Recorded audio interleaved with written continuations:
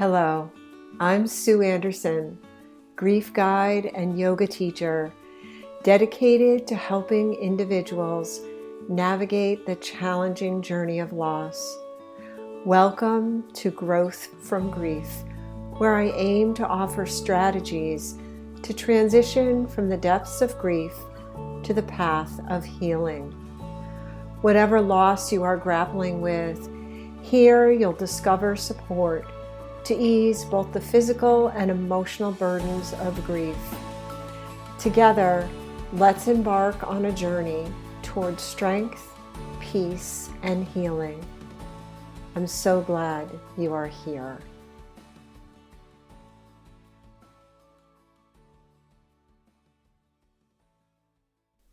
Hello and welcome to this episode of Growth from Grief. I'm your host, Sue Andersen. Welcome to today's episode. We're continuing the theme of healing through the holidays. If you're new to this podcast, I welcome you. And if you're a returning listener, thank you for joining. And I hope that you have been able to share this podcast with others in your life who might be grieving, or leaving a review on Spotify or Apple, because leaving a review does help others find this podcast. So I thank you for that. Today's episode, we're continuing with the Healing Through the Holidays theme. And today we're going to talk about traditions. So if you are new to your grief, if this is the first holiday season that you are facing after your loss, it can be really, really difficult to figure out what to do. And there's a lot of competing forces, if you will. So even in your own head, not sure if you should carry on a particular tradition, not sure if you want to be with people or you don't want to be with people, want to cook or don't want to cook. Maybe it's a different home that you're in, a different environment, and you're struggling to try to figure out, what are you going to do to keep certain traditions? How are you going to keep them when you're in an unfamiliar place? So remember, when we're talking about grieving, our loss can be anything. Our loss can certainly be a person, but our loss could be other things in our life. Loss of freedom, loss of a job, loss of a home. There are lots of losses that we are grieving, and sometimes they're compounded. So I invite you to take a moment and just think about the holidays, and maybe think about emotions that you feel when you think about certain traditions. So, for example, if getting together with family creates a lot of anxiety and always has, how will that affect you this year after your loss? And even if this is not the first year of your loss, even if it's 2 or 3 years down the road, there's still that grief that you are feeling in your body, your entire body, right? Body, physical body, emotional body, spiritual body, the whole 9 yards. So think about what traditions bring up strong emotions, and decide what you want to do, or at least be aware of it, thinking about it. Do you want to still have those family members over, or do you want to try to do something different this year? Sometimes worrying about the event is worse than the actual event. So when you think, again, just using this example of getting together with different family members or going to somebody else's home, sometimes anticipation is actually worse than the actual event. Now, I know a lot of people who have experienced a loss of a person, and that first year was really, really difficult because a tradition was carried on. For example, going to a relative's home, and unfortunately, when this person went to the relative's home, they were treated just as if nothing happened, as if they didn't have this loss. No one said the person's name. So it was really exceptionally difficult. And in fact, this person, and this is a story that I heard from two totally different people, that they experienced this. They ended up having to leave as quickly as possible after the meal because it was so uncomfortable being there and not being recognized, and the person who died, their name not even being said at all. So these are different kinds of challenges that you might face, which may make you rethink what you want to do in changing traditions. So I have a couple of thoughts on things that you might want to try, might want to think about. So a nice thing to do at a family gathering would be to light a candle. And you could light a candle for the person who has died in their memory. You could also have that candle there, light it, and ask each person that's participating to say something about how the person who died has lit up their life.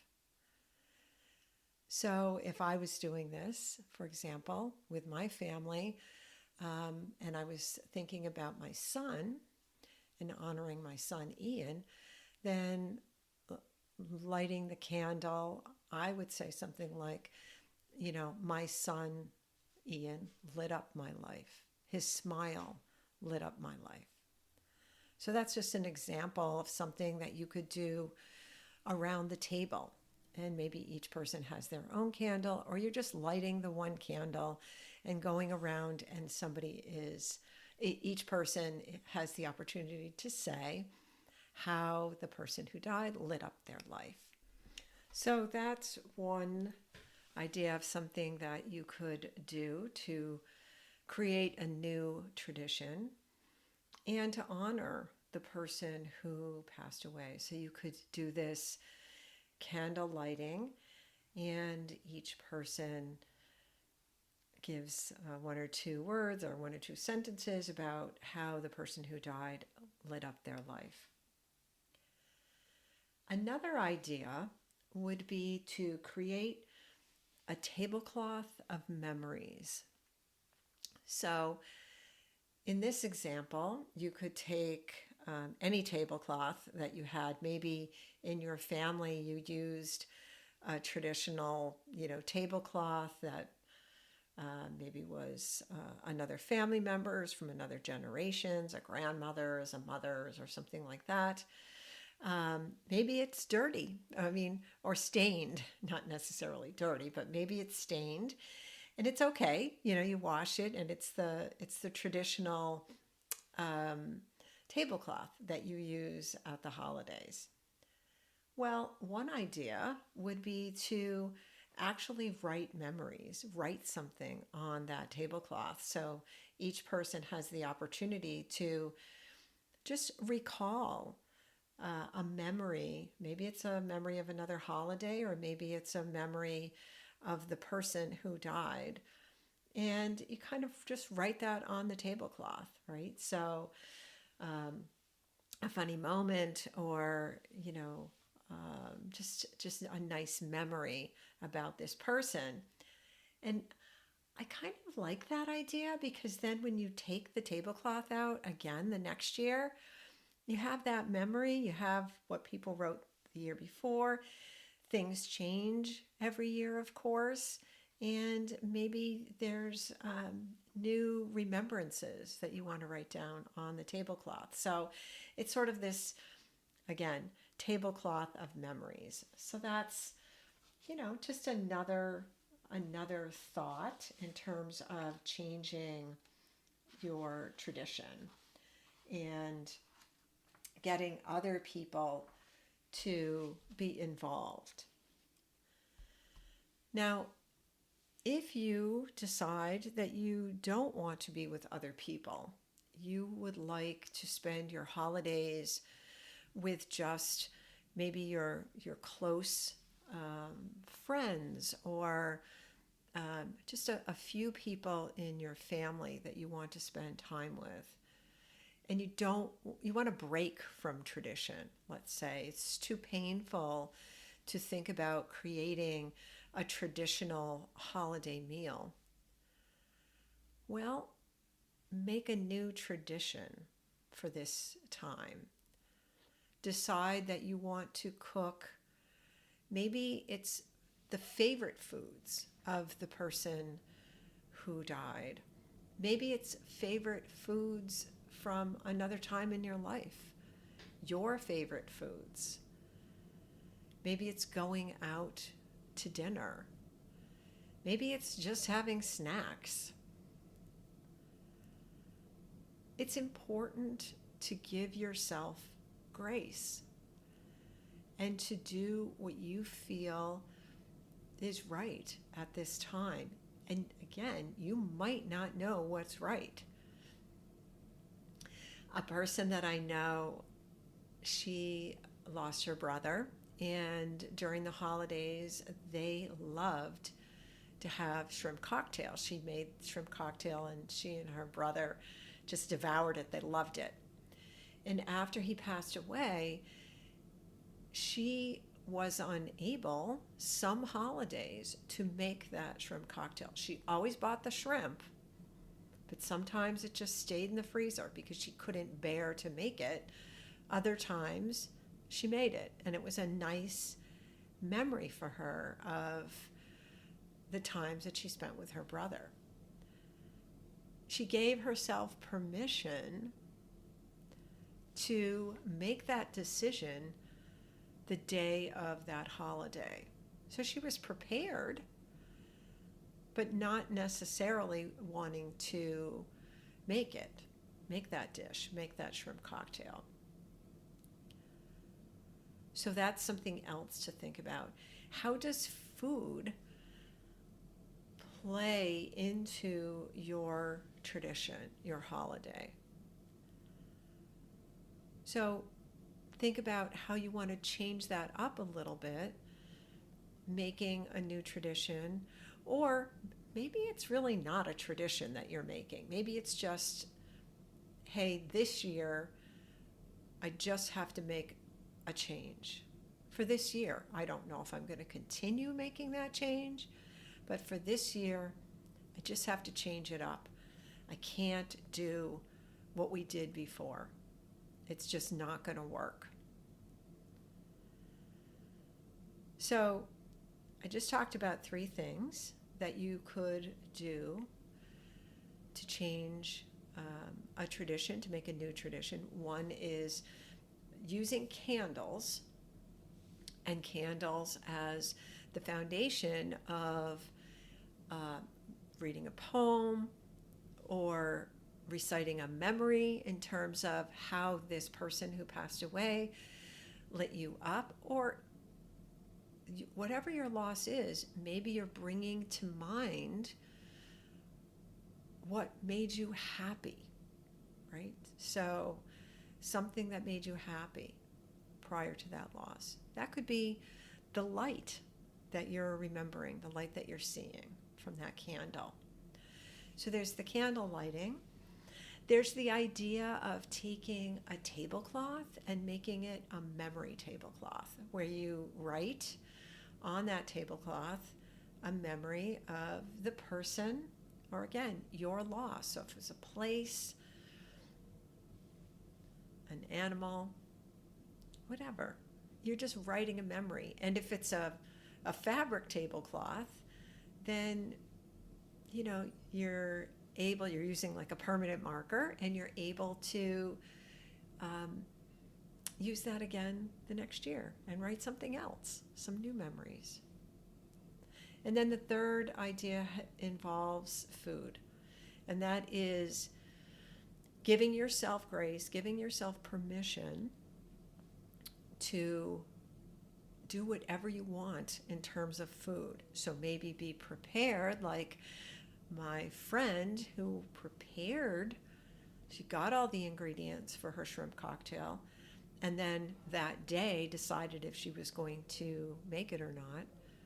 And other people that just decided, I'm throwing the holiday out the window and I'm just going to stay here and eat, some meal that I enjoy. So you can think about that as well in terms of tradition and kind of turning it on its head. So I hope these ideas have just sparked a little bit in you that help you just think about something that you can change if you want to about that holiday tradition, and understanding that you always have the right, you always have the permission, give it to yourself, to do whatever works best for you. Thank you for listening to this episode, and I'll see you next time.